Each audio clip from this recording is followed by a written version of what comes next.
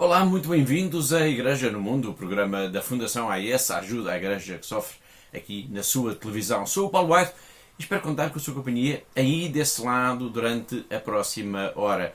Sempre às terças-feiras, logo depois da transmissão do texto na Capelinha das Aparições, em Fátima, e depois ao longo da semana com várias repetições. Este é o seu programa sobre as questões da liberdade religiosa, da perseguição aos cristãos e da ajuda à Igreja que sofre.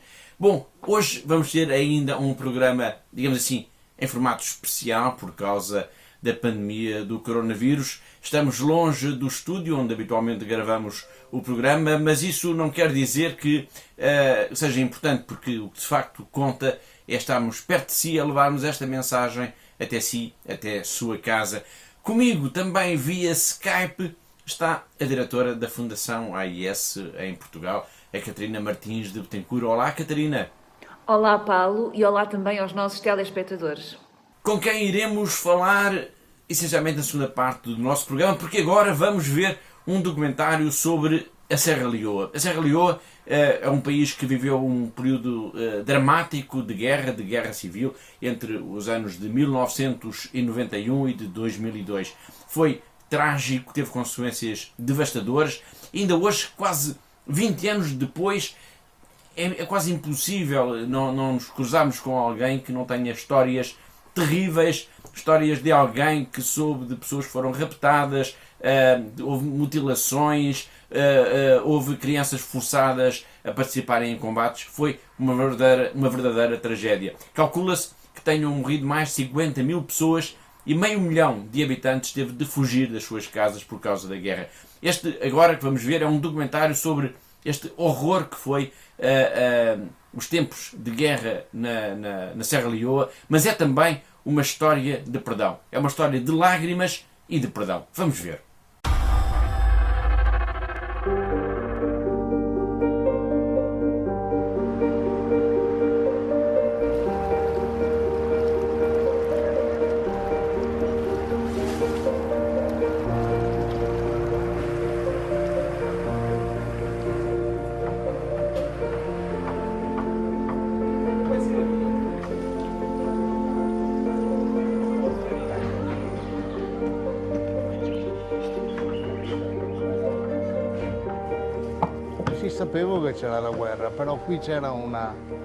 Sabia que havia uma guerra, mas tínhamos a escola e eu não podia deixar o meu confrade sozinho. As crianças e os órfãos precisavam de alguém para cuidar deles.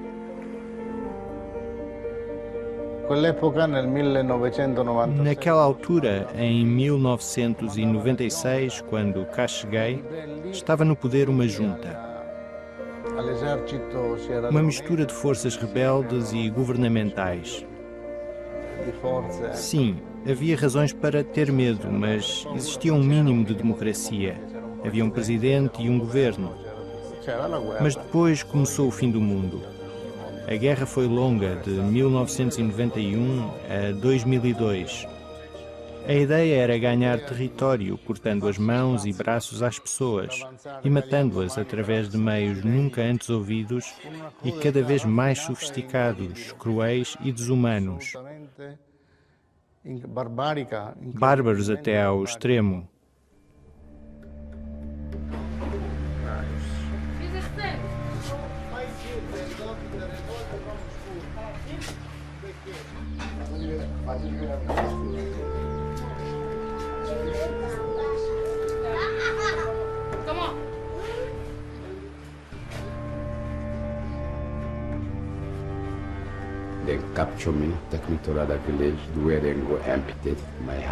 Eles capturaram-me e levaram-me para outra aldeia, onde me cortaram as mãos. Deixaram-me no mato. Caminhei durante 75 quilómetros, sangrando, antes de conseguir encontrar tratamento médico, às 10 da noite. Porque tinham-me amputado as mãos às 8h30 da manhã. Esta é a marca onde quiseram cortar-me o pescoço, com uma faca. Mas, pela graça de Deus, fui salvo e consegui voltar a ver os meus filhos. What happened now? What happened? Encontrei os primeiros mutilados em Makeni. Fiquei destroçado com a sua tristeza. Aqueles cotos elevados para evitar o fluxo sanguíneo.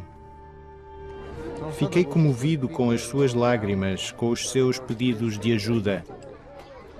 Estava dentro da igreja, a celebrar a missa. Um rapaz, Yenko Sissé, entrou durante o meu sermão, sem mãos, e fez o pedido mais simples. Não posso urinar sem ajuda. Terrível. Desumano.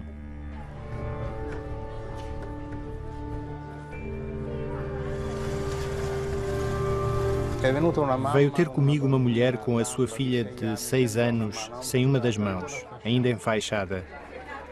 Vi que a mãe também tinha o braço amputado. Disse-me: eles atiraram a mão da minha filha aos cães. Para mim foi algo que me impressionou imenso.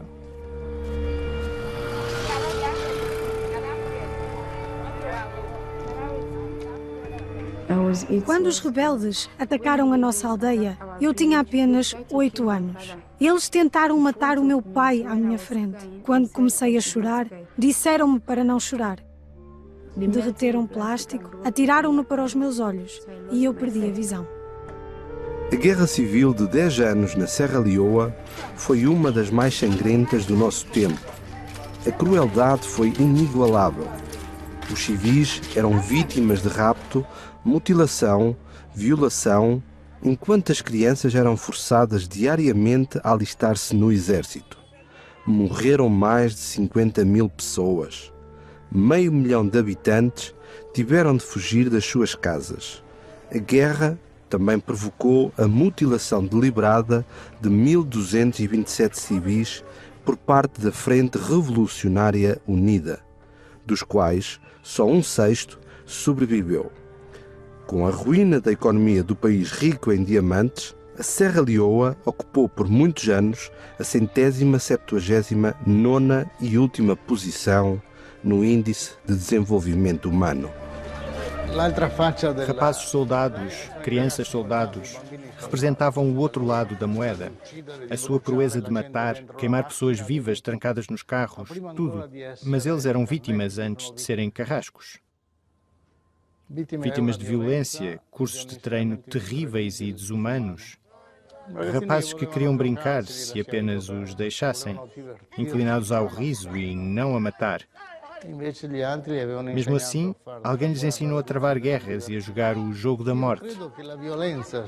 Acredito que a violência nasceu de uma convicção de que, graças aos diamantes, ao poder, ao dinheiro, eles poderiam ter tudo, realizar todos os seus sonhos. A violência também foi fruto das drogas. Davam drogas às crianças que eles próprios também consumiam.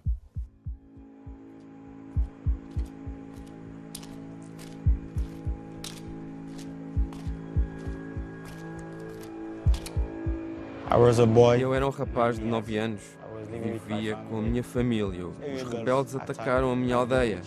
Levaram-me para as barracas. Fui treinado para combater como criança soldado durante a guerra.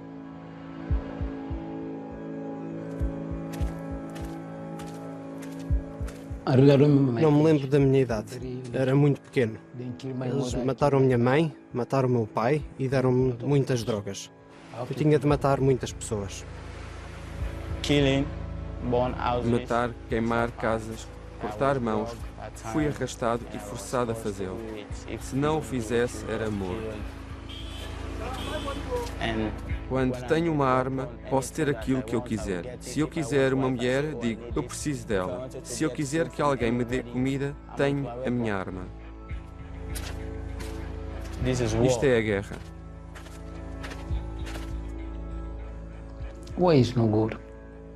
A guerra não é boa. Eles destruíram muitas coisas na minha vida. Eles destruíram a minha educação, destruíram o meu futuro. Não me sinto bem, pois matei muita gente. Às vezes sonho com estas pessoas, eles rodeiam-me. Tenho muitos problemas na minha cabeça.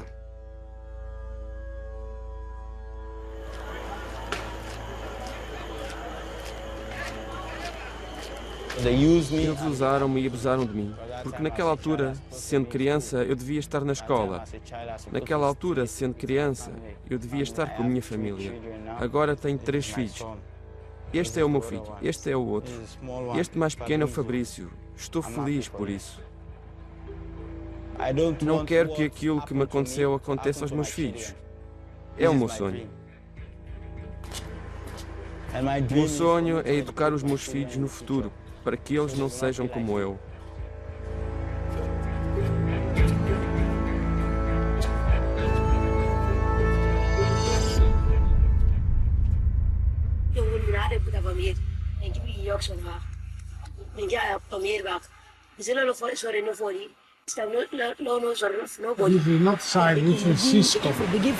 Então começámos a lutar. Começámos a cortar as mãos, começámos a matar, mas eu sei que a culpa não foi minha. Por isso, acredito que Deus não me culpará, porque a culpa não foi minha.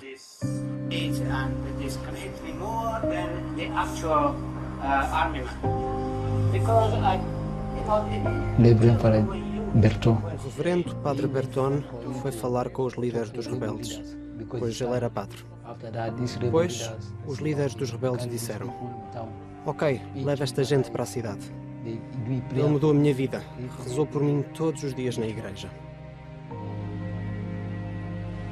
Certa vez, eu estava com o Padre Berton no recinto e alguém veio ter comigo e perguntou: lembras-te de mim? Mataste o meu pai. Tive de pedir desculpa. Por favor, a culpa não foi minha.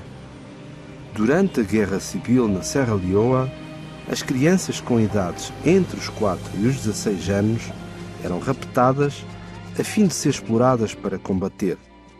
Calcula-se que até ao fim da guerra, 30% dos soldados tinha menos de 15 anos.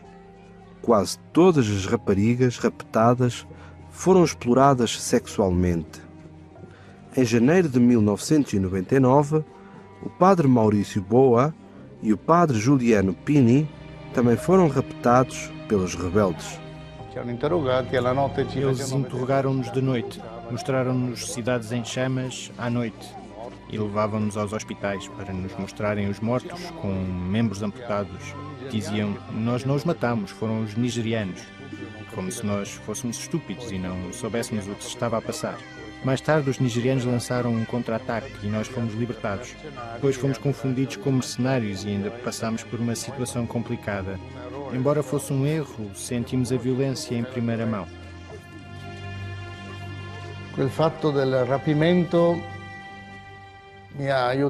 Ser raptado ajudou-me a ganhar uma maior perspectiva da cultura destas pessoas. Fui aceito como um deles, pois tinha sofrido como eles.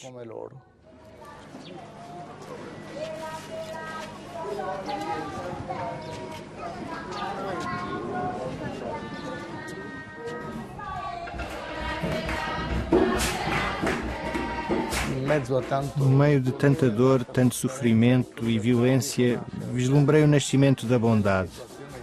Aquilo que de André diz na sua canção é verdade. Nada nasce dos diamantes, as flores nascem da lama.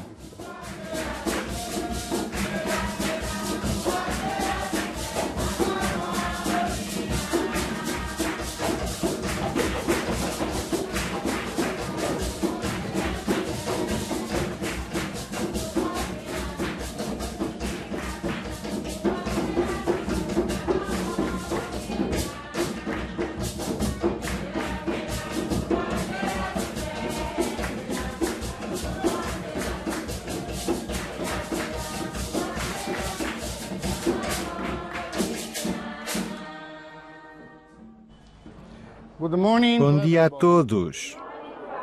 Bem-vindos. Que festa temos hoje? Cristo Rei. É esta a nossa festa. Porque escolhi Cristo como meu Salvador. Todos sabemos que Deus criou Adão e Eva. Ele criou aquele jardim e pô-los lá. Depois, ele ordenou a Adão e Eva que não comessem o fruto. Mais tarde, desobedeceram a Deus e por isso Deus expulsou-os do jardim. Se o nosso Salvador não tivesse vindo, não poderíamos ter encontrado Deus e falar com o nosso Senhor Jesus Cristo.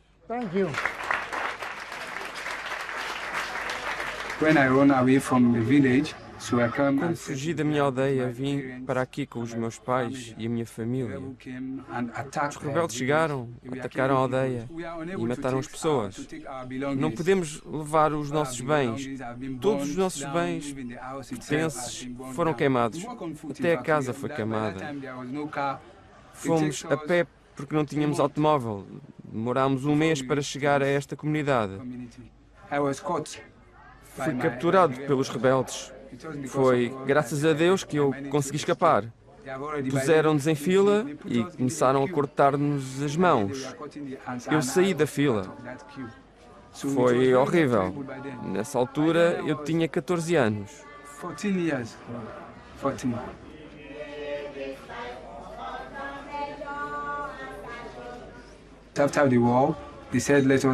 Depois da guerra eu disse: vamos esquecer tudo. Acho que não é possível esquecer, mas podemos perdoar-lhes. Se quisermos vingar-nos, então a paz que procuramos nunca chegará. Então temos de perdoar e esquecer a vingança. E assim encontraremos a paz.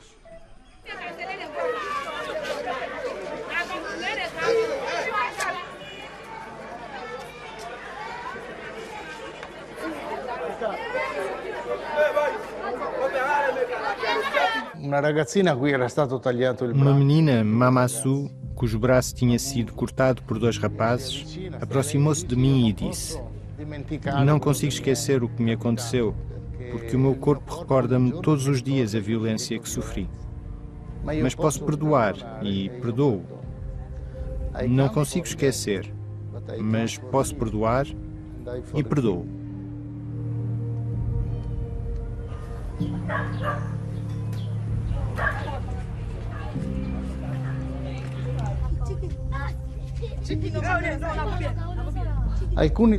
Alguns perceberam a ideia. Discutimos o assunto juntos. Quando sofremos, sabemos como é mau o sofrimento.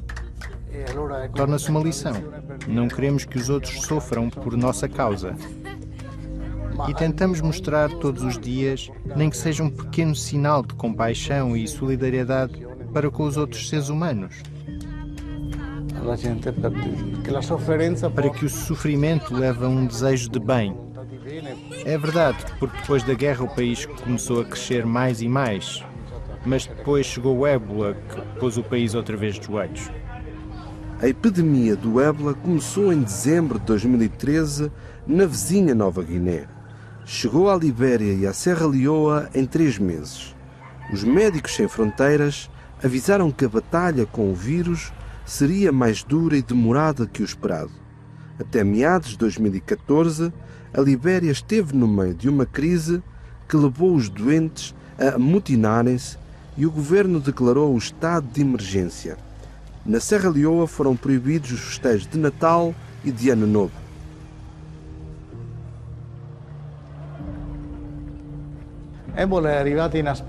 O ébola chegou inesperadamente.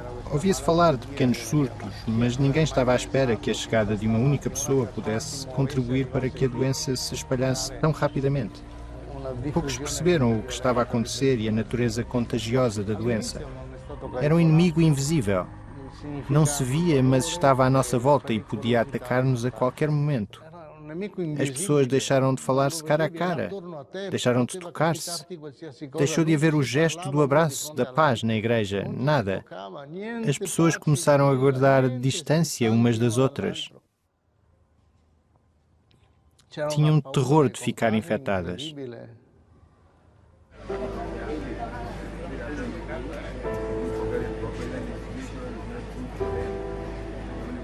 Estava continuamente a ir à casa de banho e vomitar. Casa de banho e vomitar. Então disse: meu Deus, vou morrer. Estava grávida e nessa altura a situação do ébola piorou. O meu marido ficou infectado com o vírus e morreu. Cuidei dos meus filhos sozinha e não houve ninguém que me ajudasse. Damos graças a Deus por termos sobrevivido. Quando o ébola chegou à nossa aldeia, muitas pessoas morreram, mais de 100. Todas nós aqui sentadas somos viúvas.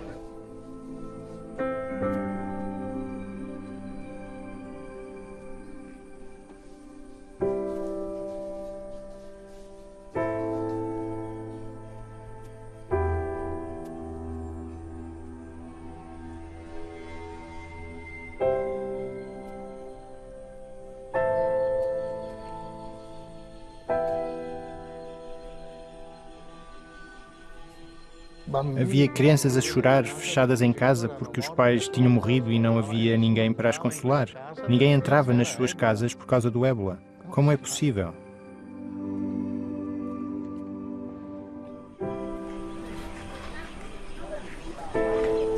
Partilhar as suas lágrimas, o seu sofrimento. Misericórdia é estar perto de quem sofre. No espaço de 18 meses, o vírus do ébola matou mais de 11.000 pessoas na Guiné, Libéria e Serra Leoa.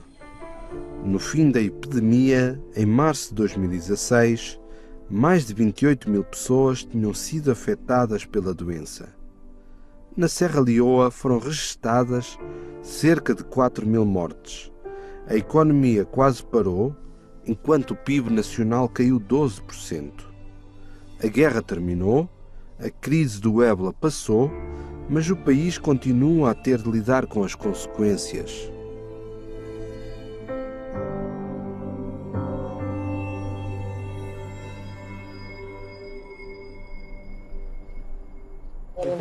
How are you? Fine. How are you, Pam? Ok. Let's go inside. 2013, the government of Sierra Leone decided Em 2013, o governo da Serra Leoa decidiu doar algum dinheiro, mas isso não foi suficiente. Estamos a viver nas ruas implorando por dinheiro. Tens de implorar por dinheiro para conseguir sobreviver e cuidar dos teus filhos. Eu não consigo trabalhar. A maioria dos deficientes motores não são capazes de pagar. Os próprios filhos possam estudar.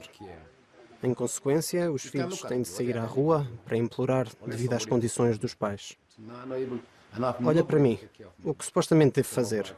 Só se alguém cuidar de mim, mas eu não tenho ninguém. Alguns dos meus familiares morreram durante a Guerra Civil. Tive que cuidar dos meus filhos sozinho, porque a minha mulher também faleceu em 2007. Se vivermos noutro país, o governo poderá cuidar de nós, mas aqui, em África, ninguém se preocupa com o povo.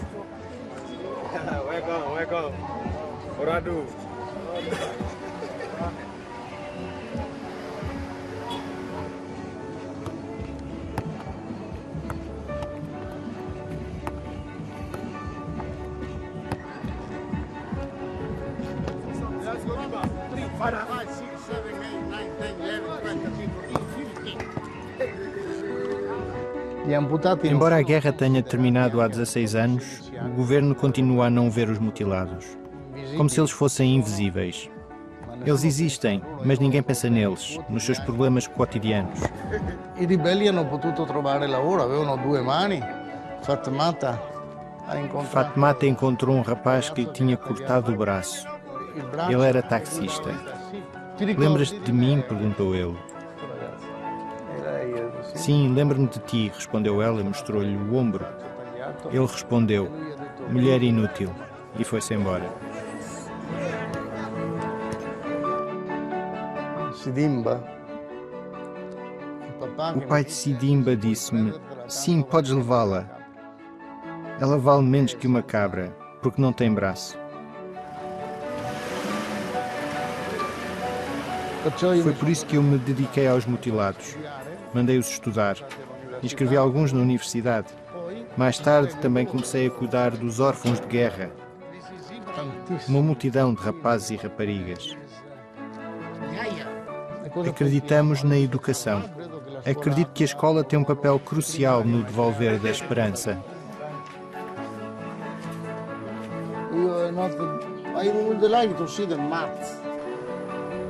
Por essa razão, de entre os que me chamam pai, e são pelo menos uma centena deles, a palavra pai, paizinho, como eles me chamam, tem um significado único.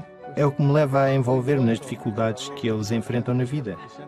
Sinto-me verdadeira e completamente responsável pelo seu dia-a-dia.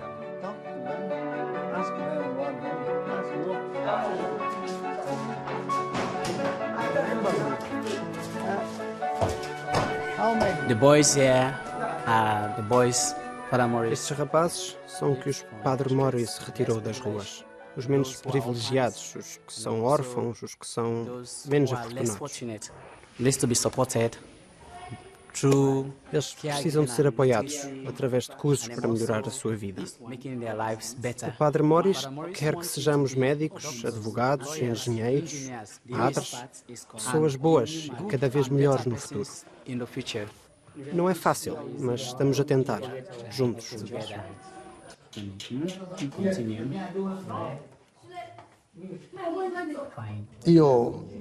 Desde que descobri aquela passagem da mensagem de São Paulo, ela passou a ser minha.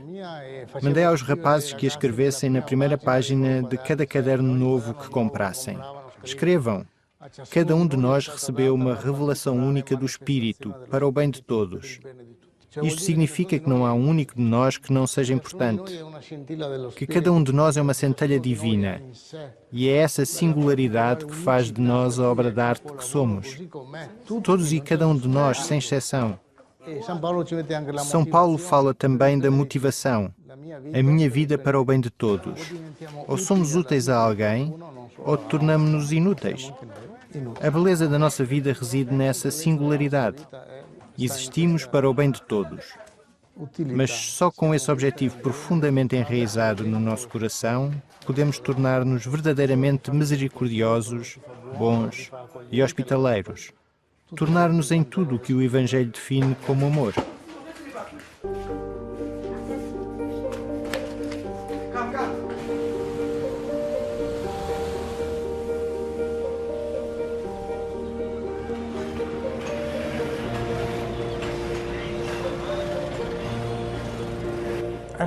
Ser padre é a condição prévia da minha vida. Não trabalho como padre, sou padre.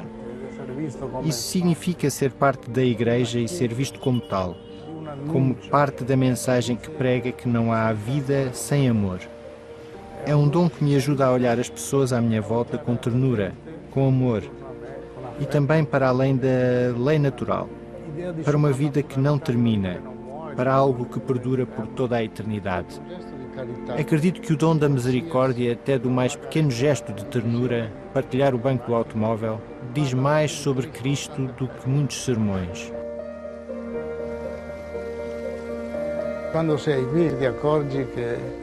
Quando estamos aqui, começamos a perceber que do lado do pobre não pode ser só um slogan, mas sim o partilhar da vida em diversas situações.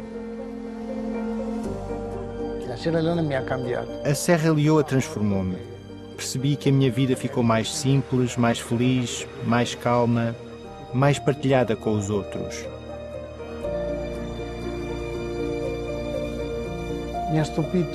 Há muitos anos, quando eu era muito jovem, fiquei surpreendido com um pensamento que um bispo partilhou comigo. Algo que se diz no início de cada missa: oremos, Deus eterno e omnipotente. E vem logo à mente: omnipotente, cheio de poder, criador do mundo e da humanidade. Não, muitas vezes está escrito: Deus omnipotente, misericordioso e cheio de compaixão. Consideremos quanto poder temos em nós se conseguirmos ser misericordiosos. A misericórdia e o perdão são medidas da grandeza humana, tal como Deus é omnipotente, sendo misericordioso e cheio de compaixão. E é essa a realidade pela qual temos de viver e que temos de ensinar. Perdoar. Perdoar.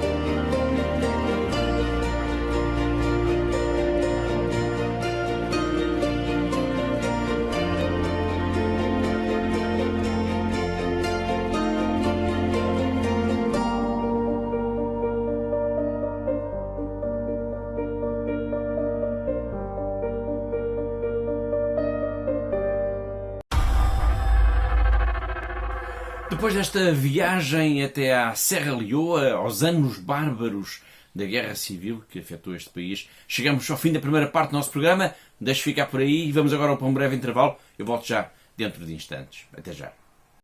Olá de novo, está a ver Igreja no Mundo, o programa da Fundação AIS, aqui na TV Canção Nova. Comigo, também via Skype, está a Catarina Martins Betancourt, a diretora da Fundação AIS em Portugal. E agora, no arranque desta segunda parte do nosso programa, vamos falar sobre a Síria. Esta vai ser uma parte do programa muito ela condicionada também por causa desta pandemia do coronavírus que está a afetar-nos aqui em Portugal, mas também em grande parte de todo o mundo. Bom, vamos para a Síria porque vamos ao encontro da irmã Annie Demerjian. Esta irmã, que pertence à Congregação de Jesus e Maria, enviou recentemente uma mensagem para a Fundação AIS, uma mensagem de oração e de solidariedade para com todos os benfeitores da AIS, agradecendo, Catarina, a ajuda que tem sido dada ao seu país.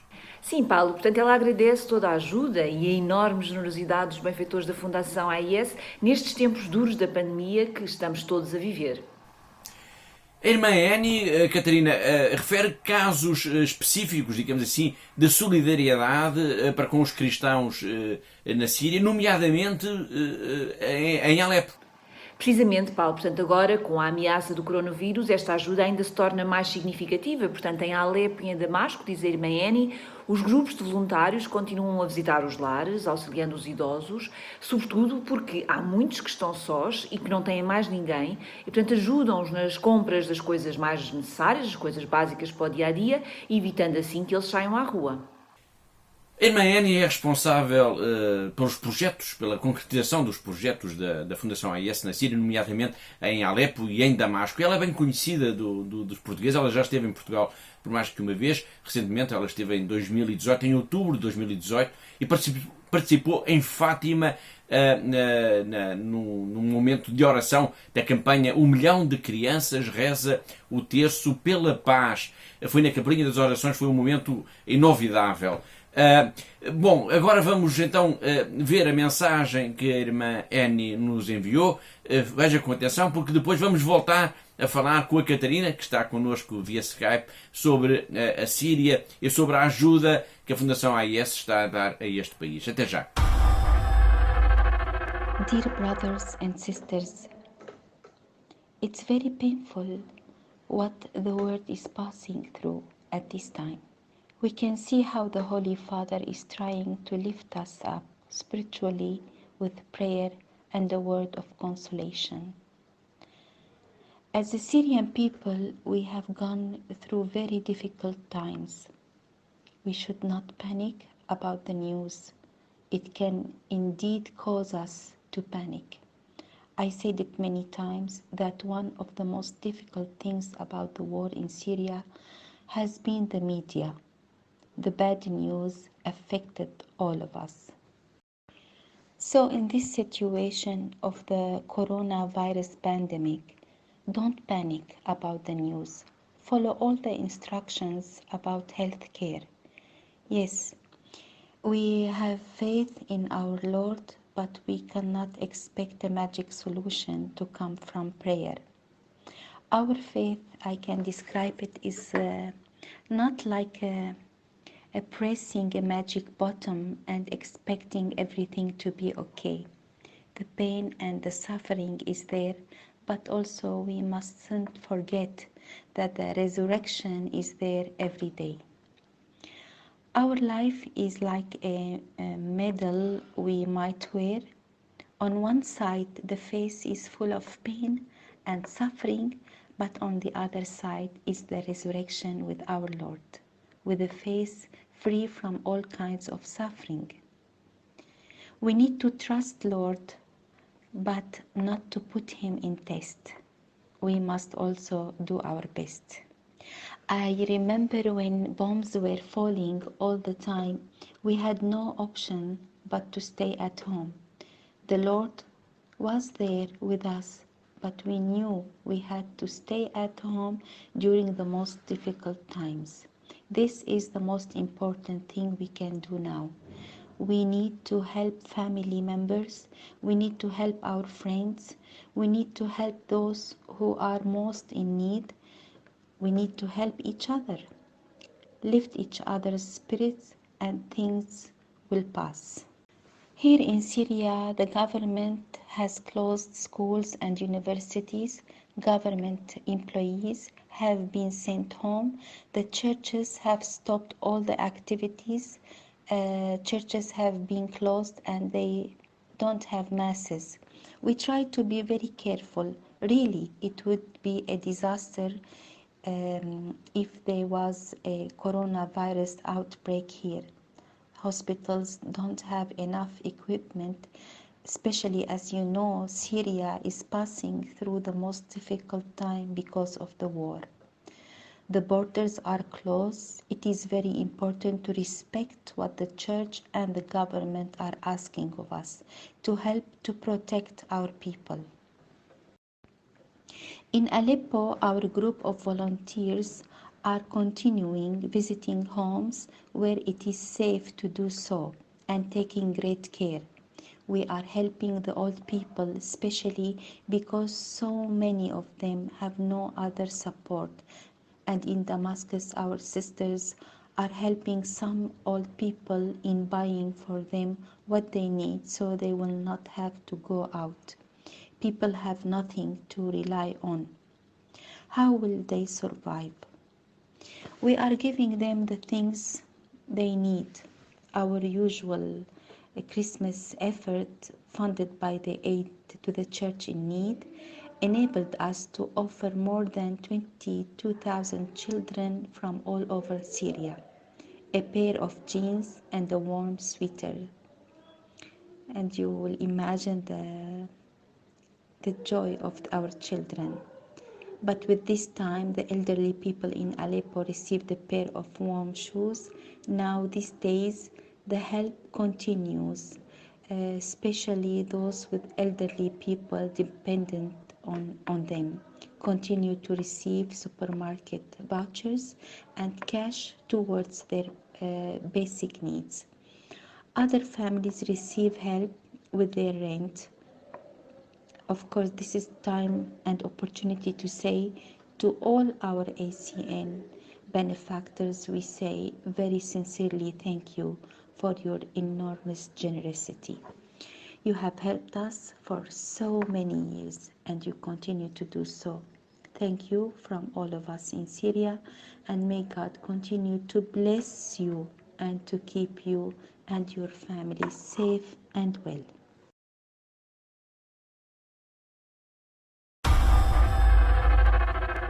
Foi a irmã Annie de Mergian a contar-nos como é que as dificuldades que há na Síria, nomeadamente na zona de Alepo, mas também em Damasco e em várias outras cidades, por causa também da pandemia do coronavírus. É preciso não esquecer que a Síria é um país afetado pela guerra, e um país afetado pela guerra é um país que vive sempre em sérias dificuldades.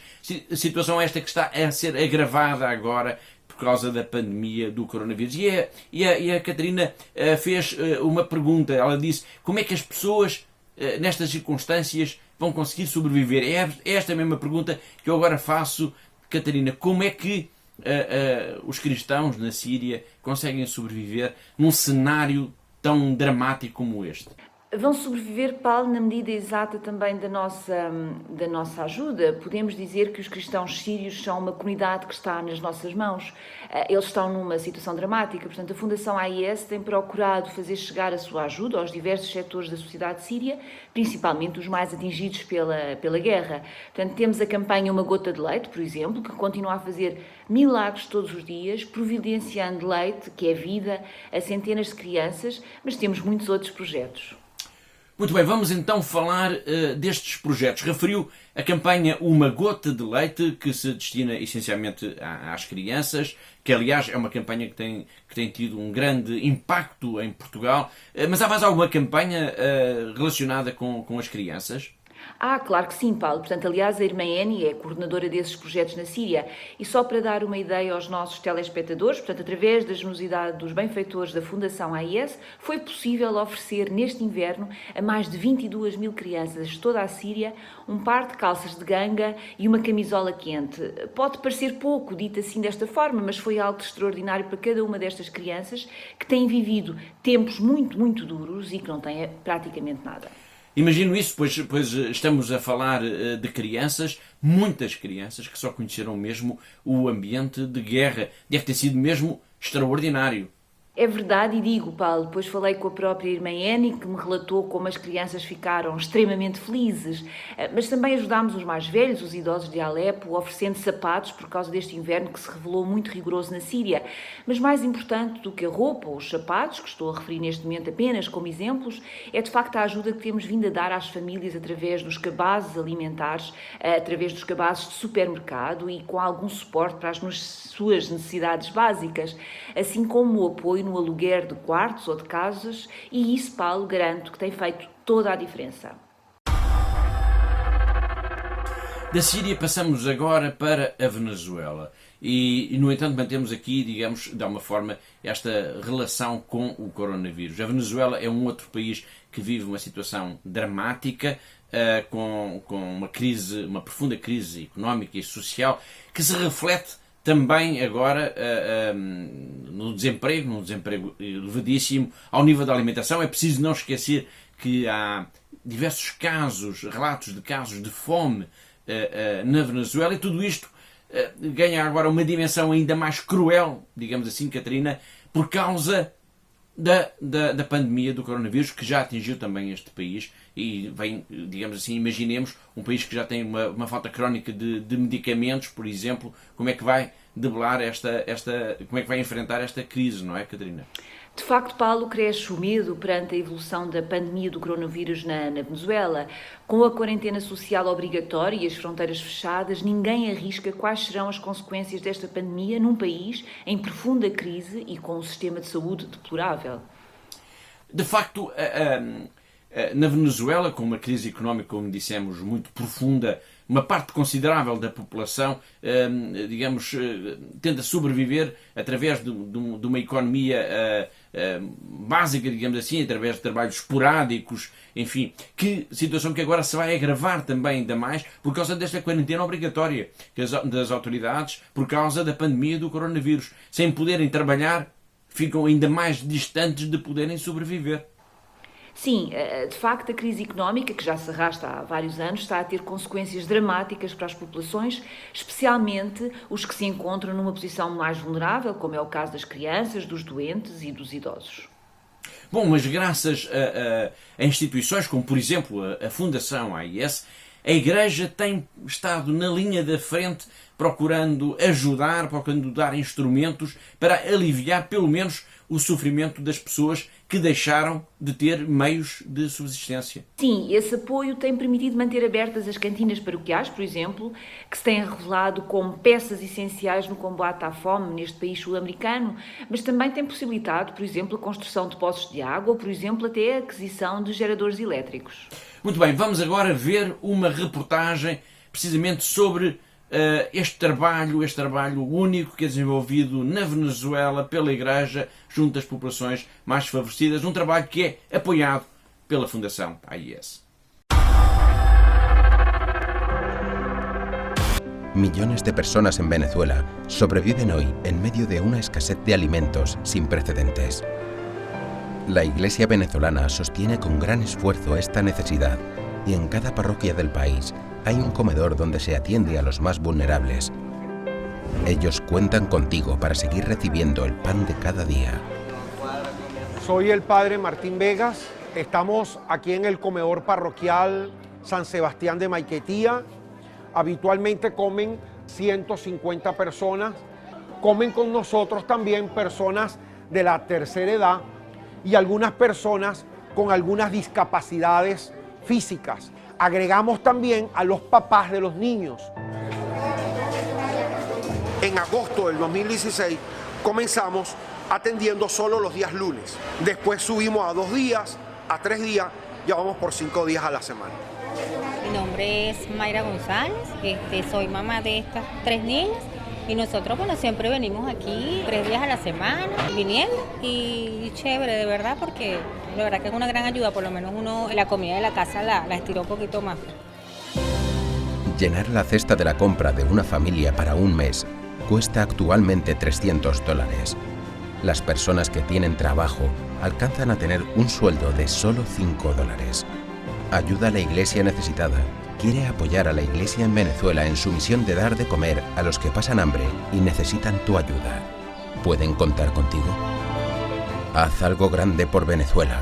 Contigo daremos vida a un país que se muere. Dona.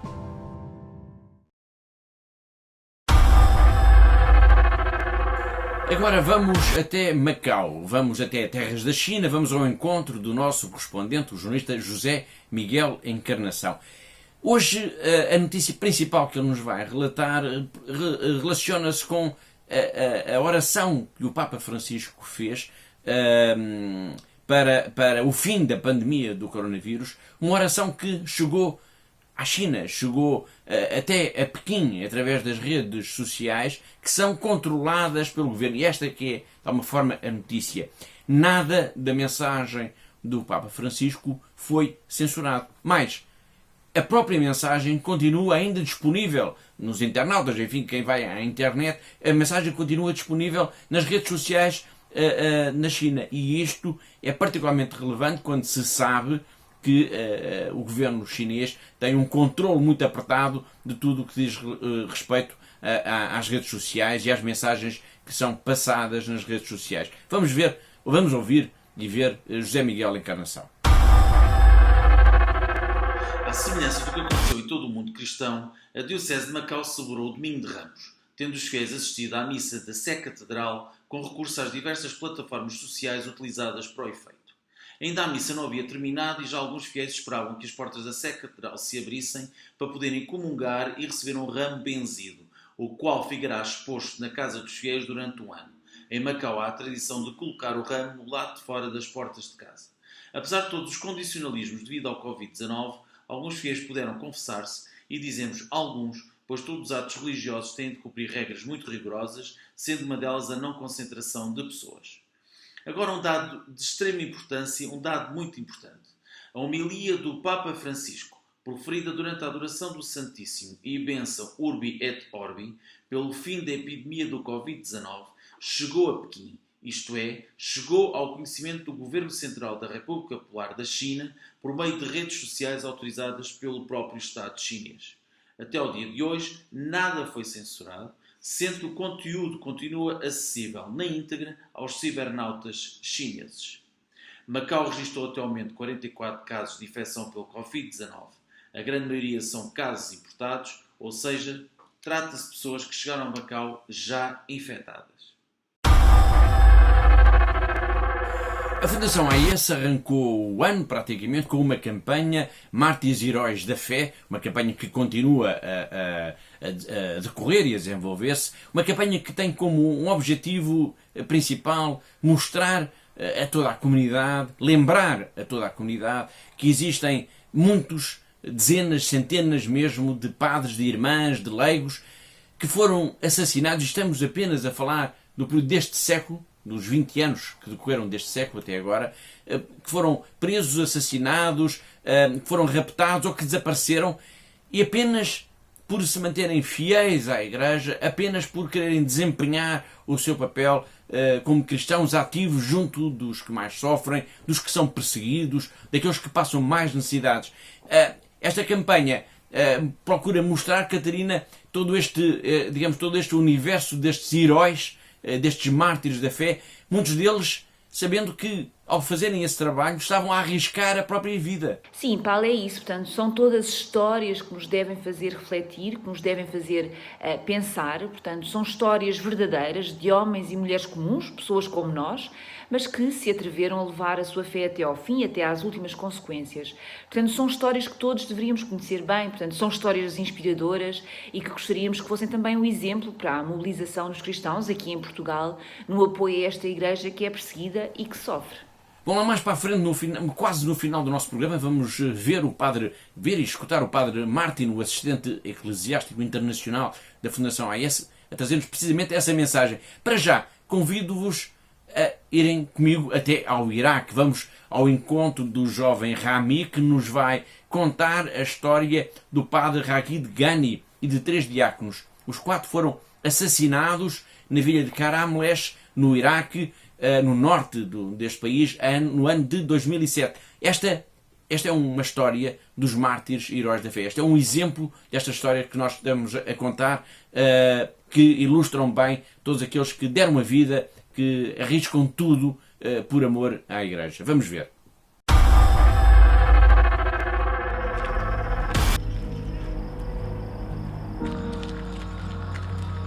My name is Rami. I live in Karamlesh village, a small village in the north of Iraq. People here are very friendly and peaceful. That is why I never suspected something so terrible could happen to us. This is a priest, Father Ragid Ghani, wisdom, kind, helpful, loving and caring man who worked very hard.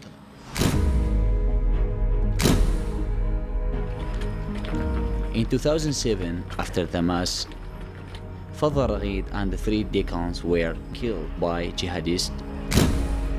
Before they killed him, they ordered Father to close the church. But Father Ragid refused and said, "How can I close the house of God?" After that, the jihadists shot him.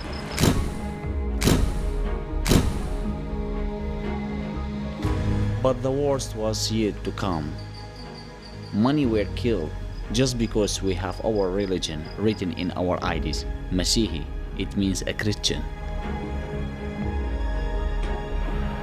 ISIS turned our homes into military facilities. The Church of Santa Barbara became their main headquarters. On the wall of the church they wrote, "There will be no Christianity in Iraq anymore." But they didn't make it. Thanks God, Iraqi Catholics came back.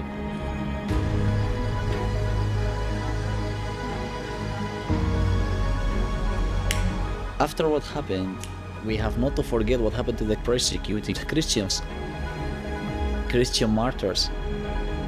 Father Ragid said, "I am a Christian and proud. I will stay Christian. We have the faith.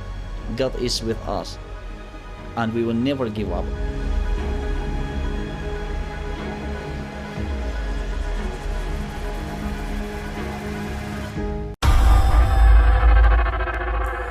Estamos mesmo na reta final do nosso programa, mas ainda temos algumas coisas para comunicar convosco. A primeira das quais tem a ver com uma mudança que estamos a fazer, que foi feita agora, no site da Fundação AES. Isto é muito importante. O site é a casa, digamos, da Fundação AES na internet. O endereço é o mesmo, fundação-aes.pt, repito, fundação-aes.pt, mas é um site novo. Vão lá, convido-vos a irem lá a este site, é muito importante, e vão ver que vale a pena, porque está lá toda a informação que é relevante, que é mesmo importante, do que diz respeito ao mundo da Fundação AES, a liberdade religiosa, os cristãos perseguidos e a ajuda à Igreja que sofre. Catarina, esta é uma viagem que vale a pena fazer, não é? De ir ao novo site da Fundação AES para conhecer este mundo dos cristãos perseguidos. Precisamente, Paulo. Portanto, sensibilizar o maior número possível de portugueses para a realidade dos cristãos perseguidos no mundo e das questões da liberdade religiosa são, sem dúvida, os objetivos principais do nosso site da Fundação AES, que está disponível ao público depois de um período experimental. A mudança principal do novo site é ao nível, digamos assim, visual, de aspecto, ou há outros aspectos a destacar? A mudança principal é mesmo ao nível visual, Paulo, portanto, procurando ser um site mais apelativo e moderno, de forma a procurar cativar todos os que desejem estar mais informados sobre estas questões e também todos os que procuram colaborar com a Fundação AIS nos seus projetos solidários que são desenvolvidos em todo o mundo. Nos tempos que estamos a viver, Paulo, condicionados pela pandemia do coronavírus, cada vez mais portugueses estão também a descobrir ou a utilizar as chamadas redes sociais. Portanto, face a esta realidade, era importante que o site da AIS fosse também o mais amigável possível na ótica do utilizador. Quisemos assim então tornar este espaço na nossa casa, no mundo virtual, e ao mesmo tempo pretendemos que fosse mais fácil ainda para todos os que utilizam os telemóveis ou, por exemplo, os tablets. Bom, a partir de agora fica aqui este convite. Vão ao novo site da Fundação AIS, o endereço é www.fundação-ais.pt. Vamos privilegiar também, para além de tudo mais, a área de comunicação. Este programa que nós estamos agora a fazer e a ver, este programa de televisão, como todos os outros programas de televisão, como todos os outros vídeos, documentários, outros programas, outras mensagens, as mensagens da irmã Annie que nós vimos há pouco, enfim, tudo aquilo que nós comunicamos, todas as mensagens que nós recebemos, todos os filmes, todas as reportagens estão alojados na Fundação AIS. A qualquer hora do dia é só ir lá, fundação-ais.pt, e está lá tudo. Está lá tudo porque esta é também a sua casa. Bom, mesmo a terminar o programa, vamos escutar então a mensagem do padre Martin Barta, que é o assistente eclesiástico internacional da Fundação AIS, uma mensagem que ele nos enviou, uma mensagem vídeo, que é muito importante para nos lembrar que agora, apesar desta pandemia do coronavírus, não podemos esquecer essa outra epidemia, que é da perseguição aos cristãos no mundo, e a necessidade, a urgência de apoiar os cristãos perseguidos. The daily updates on the spread of the coronavirus and ever-changing protective measures have made us all very personally and palpably a part of the overwhelming mystery of the cross. Our thoughts and feelings are steered by uncertainty, fear and worries for the future. Jesus was also afraid of suffering and felt mortal agony. But his love for his Father, whom he called in prayer Abba, Daddy, and the love for all men was stronger than fear and death. The cross is the greatest sign given to us by Jesus. It is the central symbol of our faith, because the crucified Christ, through his death on the cross, triumphed over the evil. He transformed death into resurrection with the power of divine love. The cross is also depicted in the logo of Aid to the Church in Need. It is the true mission and DNA of our charity, which is committed to helping suffering and persecuted Christians. The more difficult the cross is to bear, the more charity we need. And so, even if the current crisis requires many small sacrifices from us and also brings with it great suffering for some, we should not contemplate our own wounds, but the cross of Christ, and share our cross with the millions of other people who have always lived and continue to live in emergency and crisis situations.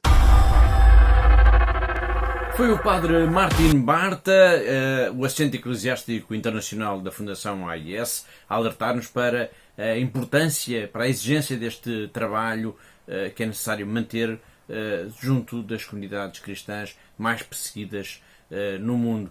Bom, uma exigência de apoio para com as comunidades cristãs que passa também muito, por exemplo, pelo 0,5% do IRS, e com isto chegamos mesmo ao fim do nosso programa, com uma simples doação de 0,5% do IRS, que não custa nada a cada contribuinte. É possível fazer muito junto dos cristãos perseguidos no mundo. É isso mesmo, Paulo. Portanto, já estamos no período em que devemos fazer as nossas declarações de IRS, e fica aqui esta nota para a doação de 0,5% do nosso IRS para os cristãos perseguidos. Esta é uma ajuda fundamental e, como disse, não custa nada. É só fazer uma cruzinha na nossa declaração de IRS e já está.